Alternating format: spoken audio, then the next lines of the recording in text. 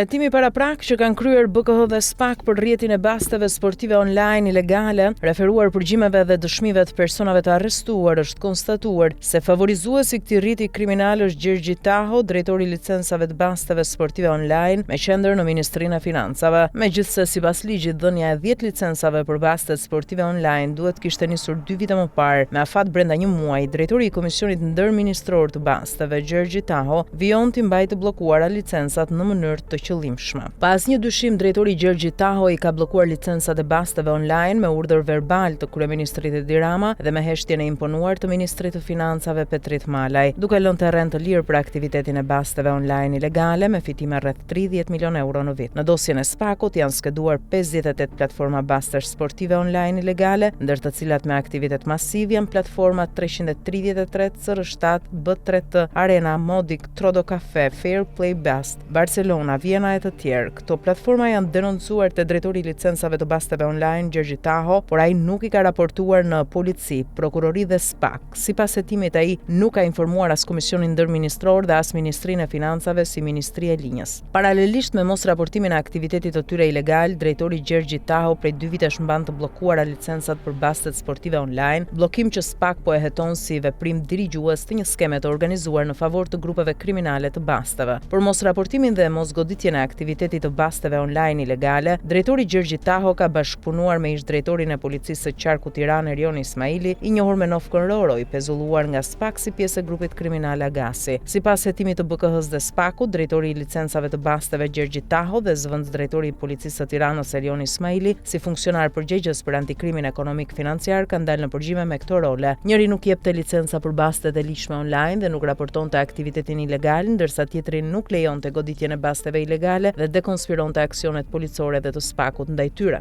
Drejtori i licencave të basteve Gjergji Taho nuk është emëruar rastësisht edhe administratori Durana Tech Park në Xhaf Zotaj, ku ka hartuar raporte, projekte, investime dhe financime false, sikur ky park është ndërtuar dhe është në aktivitet. Madje ka antarësuar 75 kompani fantazm të paraqitura sikur zhvillojnë aktivitet në këtë park teknologjik. Në hetimet që po kryejnë BKH dhe SPAK, drejtori i licencave të basteve dhe i Durana Tech Park Gjergji Taho rezulton gjithashtu pjesë e grupit Agasi si orientuesi i investimeve në ndërtim me miliona euro të siguruara nga bastet online ilegale me vlerë rreth 30 milion euro në vit. Në disa përgjime, drejtori Gjergji Taho me ndërmjetësimin e Ergys Agasit rezulton përfituesi shumave milionshë nga grupet e basteve ilegale si shpërblim për bllokimin e licencave të ligjshme. Një nga këto favore është fakti që drejtori Gjergji Taho prej 2 vitesh nuk ka dërguar në Agjencinë e Mbikëqyrjes së Lojrave të Fatit emrat e aplikuesve për licenca bastesh dhe kërkesën për hapjen e garës për bastet online. Këtë mosveprim BKH dhe SPAK e kanë cilësuar si zvarritje të qëllimshme për të lejuar aktivitetin e basteve ilegale. Paralelisht, po hetohen edhe 6 kompani të Gjergji Tahos me aktivitet në baste, lojra elektronike, call center dhe investime ilegale, për të cilat do të ketë vijim.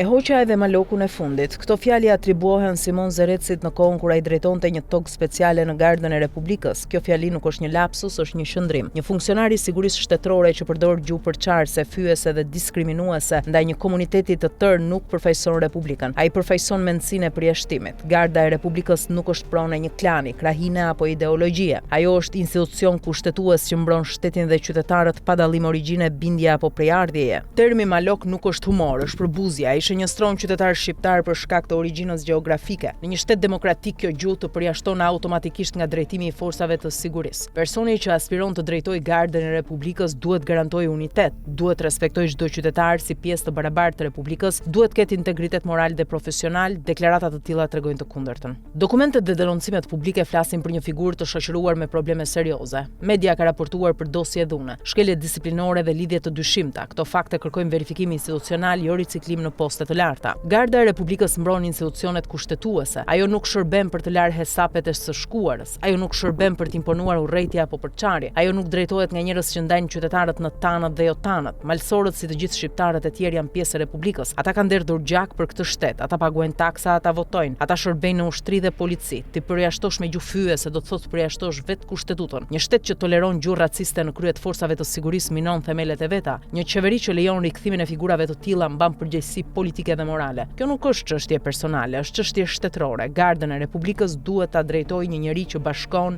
jo një njeri që ndan.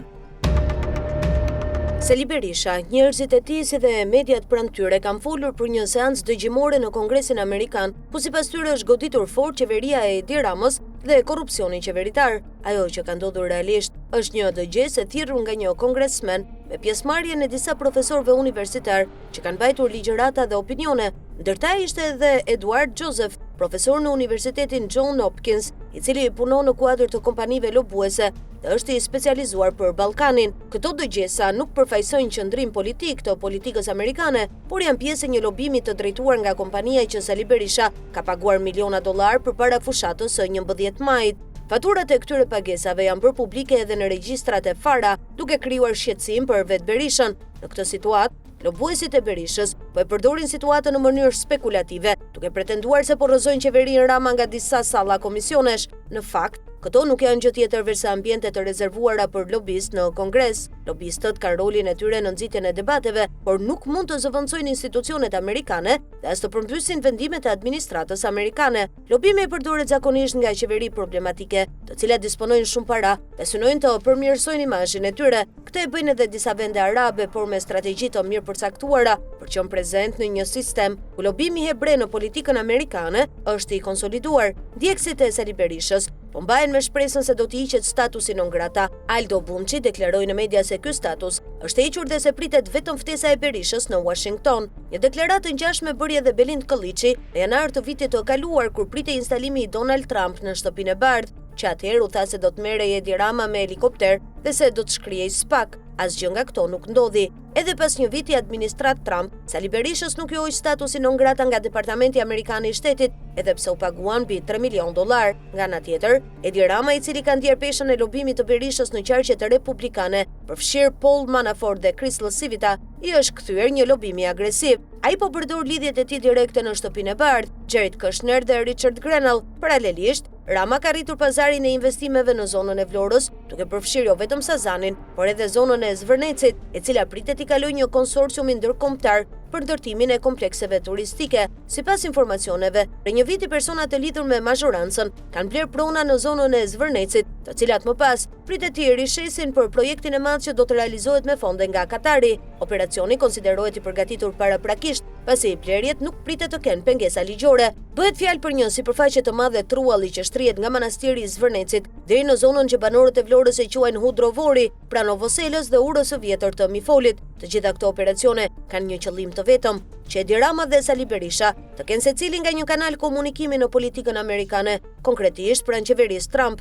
Edhe nëse kjo realizohet, përfitimi do të ishte vetëm për Ramën dhe Berishën, jo për shqiptarët, të cilët mbeten të varfër, më të nëpërkëmbur dhe të dëmtuar nga miliona euro dhe pasuri kombëtare që trajtohen si pronë private. Pyetja mbetet, ku i gjeti Sali Berisha mbi 6 milion dollar për lobimin në SBA për ndaluar ndëshkimin nga SPAC? Po Edi Rama, të kujt janë Zvërneci dhe Sazani që i trajton si pronë private, edhe Serbia, e cila ka patur interes të madh për të lobuar në SBA për të përmirësuar marrëdhëniet, nuk ka paguar shuma kaq të larta. Flitet për shifra në 2 milion dollar, të cilat kanë sjellë normalizim të raporteve. Ndërkohë Shqipëria, si vend antar i NATO-s, nuk ka nevojë për lobime të tilla të shtrenjta, pasi ka kanale diplomatike zyrtare, kanale që si për Sali Berishën, ashtu edhe për Edi Ramën, rezultojnë të mbyllura. Aktivistja shqiptaro-amerikane Evi Kokalari ka reaguar ashpër në rrjetet sociale lidhur me projektin e Jared Kushner dhe Ivanka Trump për ishullin e Sazanit. Reagimi vjen vetëm një ditë pas vizitës së Ivanka Trump në Shqipëri, dhe ka ngritur akuza shumë të rënda mbi origjinën dhe qëllimin e investimeve që po projektohen në këtë zonë strategjike. Sipas Kokalarit, në Sazan nuk po hyn investitor të zakonshëm turistik, por kompani të lidhura me financime të errta në lindjen e mesme. Ajo pretendon se pas projekteve që përfliten për hotele luksoze, qëndrojnë Al Kayad Brothers, biznesmen sirian me bazë në Katar, të cilët sipas saj janë përmendur në procese gjyqësore ndërkombëtare për financimin e El Nusra Front, një organizatë e cilësuar si dege ISIS. Kokalari shkon më tej, duke deklaruar se ndërtimet në Sazan nuk synojnë zhvillimin real të Shqipërisë, por do të përdoren si mekanizëm për pastrim parash që burojnë nga korrupsioni dhe konfliktet në Siri. Sipas saj, markat e njohura hoteliere përmenden vetëm si fasad, ndërsa prapa tyre fshihen interesa politike dhe financiare që nuk kanë asnjë lidhje me interesin publik shqiptar. Ajo ngre një pyetje thelbësore: pse Shqipëria nuk është në gjendje të zhvillojë vetë këto projekte në mënyrë që përfitimet të mbeten tek qytetarët shqiptar dhe jo të shpërndahen si favore politike për të huaj apo për familjar të figurave të fuqishme ndërkombëtare? Në reagimin e saj, Kokalari thekson se qëndrimet kritike të saj ndaj Berishës apo Trumpit nuk burojnë nga militantizëm politik, por nga bindja personale se korrupsioni dhe pazaret e fsheta po e dëmtojnë rënd Shqipërinë. Ajo shpreh se besnikëria e saj i përket vetëm parimeve dhe jo individëve apo partive. Sipas saj, nëse presidenti Trump nuk ndërhyn për ndaluar hyrjen e kapitalit të dyshim në Shqipëri e për të frenuar përfshirjen e familjarëve të tij në projekte që përfshin grabitje të territorit shqiptar, atëherë mbetet vetëm një rrugë: ndërhyrja e demokratëve në Kongresin Amerikan për të ndalur këtë proces. Kokalari paralajmëron se është naive të mendohet se Ivanka Trump apo Jared Kushner veprojnë për interesin e Shqipërisë. Ajo këmbgul se zhvillimi i vendit duhet të vijë nga brenda, me kthimin e pronave tek qytetarët dhe me investime që përfitojnë shumicën e shqiptarëve, jo një grusht individësh. Në analizën e saj, ajo lidh projektin e Sazanit me kontrata miliardashe të firmosura në Siri, ku përfshihen kompani të lidhura me Al-Kayad Brothers, strukturat turke pranë Erdoganit dhe kompani amerikane të krijuara rishtazi, të cilat sipas saj kontrollohen realisht nga të njëjtët aktor. Sipas këtij skenari, fitimet nga këto kontrata do të rikthehen dhe investohen në Shqipëri, duke kthyer Sazani në një qendër riciklimit të parave të pista. Në përfundim, Kokalari deklaron se Shqipëria ndodhet e bllokuar nga të gjitha anët. Nga njëra anë Sali Berisha që shpenzon miliona dollar për lobim në SBA, nga ana tjetër Edi Rama që hap dyert e pasurive kombëtare për interesa të huaja, e mbi të gjitha përfshirja e figurave si Grenell dhe Kushner, të cilët ajo i cilëson po aq problematik sa liderët e korruptuar të Ballkanit. Mesazhi i saj është i drejt për drejt dhe alarmant. Nëse nuk veprohet tani, Shqipëria rrezikon që pasuritë e saj strategjike të përfundojnë në duart e financuesve të terrorizmit, një skenar që sipas saj prezat e ardhshëm nuk do t'ia falin kurrë këtij brezi politik. Reagimi mbyllet me paralajmërimin se ky skandal, sipas informacioneve që ajo pretendon se disponon, mund të shpërthejë së shpejti edhe në Shtetet e Bashkuara, dhe atëherë pasojat nuk do të jenë më vetëm politike, por historike. Aktakuza e ngritur nga Prokuroria e Përgjithshme e Bambergut dhe zyra qendrore për krimin kibernetik të Bavarisë ndaj Mikail B për një dëm financiar që arrin deri në 230 milion euro e zhvendos përfundimisht Shqipërinë nga roli i një vendi periferik në hartën e krimit financiar ndërkombëtar dhe vendos atë si territor operativ ku janë prodhuar, qarkulluar dhe më pas ricikluar para të zhvatura nga qytetarët evropian përmes industrisë së call centerave mashtrues të lidhura me Milton Group. Dosja gjermane përshkruan një strukturë të organizuar të qëndrueshme në kohë, me ndarje rolesh ku call centerat funksiononin si linja prodhimi e mashtrimi, me operator të trajnuar, skripte të standardizuara dhe objektiva financiar të matshëm, ndërsa Shqipëria shfaqet qartë si bazë operative me zyra, staf masiv, flukse parash dhe mbrojtje faktike që u ka lejuar këtyre strukturave të funksionojnë për vite. Në këtë arkitekturë kriminale, një nga figurat kyçe që del në mënyrë të përsëritur është Amant Josifi, i shpallur në kërkim ndërkombëtar dhe i streuar aktualisht në Dubai, i cili rezulton të ketë kontrolluar struktura call centerash në Tiranë dhe të ketë shërbyer si nyje lidhëse mes operacioneve lokale dhe rrjetit ndërkombëtar të Milton Group. Hetimet dhe materialet investigative ndërkombëtare përshkruajnë Josifin jo thjesht si administrator, por si bosi i mashtrimit me akses politik. Fakti që shpjegon pse këto aktivitete kanë funksionuar hapur, me qindra punonjës dhe zyra të blinduara, pa u shqetësuar nga autoritetet vendase, deri në goditjet e koordinuara ndërkombëtare të viteve të fundit. Global Fast Food Albania u krijua në vitin 2015 nga Dadu SHPK, kompani në pronësi të Alban Alikonit, mashtruesi i skemës së karburanteve Gulf, një emër i njohur publikisht dhe i lidhur prej vitesh me një nga aferat më të rënda financiare në tregun shqiptar. Pas kësaj faze fillestare, kompania nisi një qarkullim pronësie që nuk kërkon shumë shpjegime për të kuptuar. Fillimisht kaloi te Global Fast Food Holding Limited dhe më pas te Tianzi Limited dhe në korrik 2024 përfundoi te TP Investment Limited, një kompani offshore e regjistruar në Ras Al Khaimah International Corporate Center në Emiratet e Bashkuara Arabe, jurisdiksion që përdoret gjerësisht për fshehjen e pronarëve. Këto lëvizje nuk lidhen me zgjerimin, investimin apo ristrukturimin, por krijojnë një distancë të qëllimshme mes aktivitetit që zhvillohet çdo ditë në Shqipëri dhe njerëzve që marrin vendimet dhe kontrollojnë parat, duke hequr nga vëmendja se kush fshihet realisht pas kompanisë dhe nga vjen kapitali që e mban atë në këmbë. TP Investment Limited rezulton e regjistruar në një jurisdiksion që ofron privatësi të plot, mungesë raportimi fiskal dhe të pronësisë. Pronarja zyrtare e kësaj kompanie është Lala Gelvikste, shtetëse gjeorgjiane, me adresë në Tbilisi, emër që shfaqet në dokumente si aksionere formale, por që përputhet me një model të njohur të përdorimit të administratorëve nominal në skema të pastrimit të parave. Në të njëjtin kontekst, shfaqen edhe shtetas të tjerë gjeorgjian të lidhur me dosje të ndryshme ndërkombëtare mashtrimi. Një figurë qendrore me këtë rrjet është edhe Ravaz Sakadze, shtetas gjeorgjian me vendbanim në Tiranë, i përshkruar në disa raporte si ideatori skemave mashtrimi shkatëruese me Forex në Europë dhe ortaki Amant Josifit në aktivitetin e call centerave. Sakadze rezulton gjithashtu ortak me Aleksandr Josifin, babana Amant Josifit, në kompaninë e ndërtimit Balkan Investment Group, e dyshuar për pastrim parash. Për të kamufluar lidhjet, aksionerët shfaqen përmes kompanive Construction 21 dhe New Standard, një tjetër model tipik i fragmentimit të pronësisë për të shmangur përgjegjësinë direkte. Mekanizmi i pastrimit të parave funksiononte në disa nivele njëkohësisht. Paratë zhvatura nga viktimat europiane nuk transferoheshin si shuma të mëdha